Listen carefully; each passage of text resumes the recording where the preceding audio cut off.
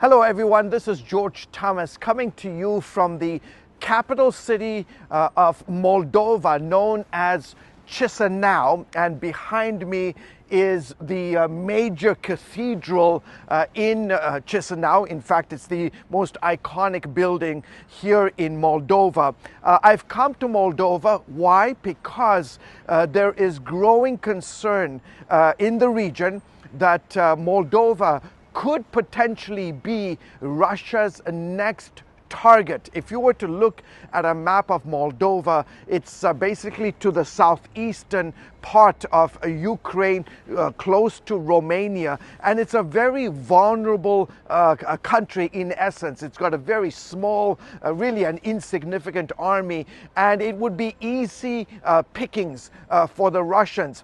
Also, if you were to look at a map of southern Ukraine, right now the Russians are pushing up against Ukrainian forces in the city of Kherson, Mykolaiv, and then Odessa, the port city, the Ukrainian port city of Odessa. If the Russians were to manage in the next several weeks, months, to take over Kherson, take over Odessa, it would be an easy march into Moldova. I just got out yesterday from the region known as Transnistria.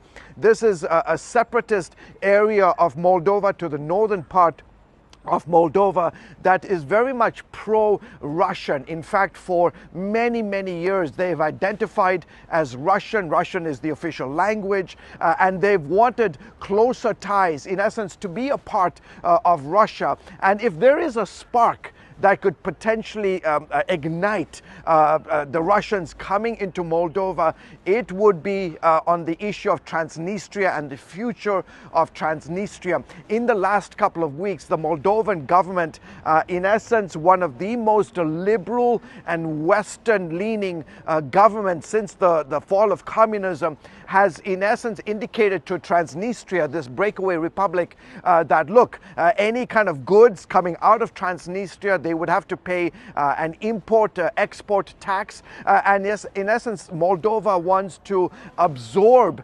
Transnistria. The Kremlin does not like that, and they see that as a provocation. And so I had a chance to go into Transnistria yesterday.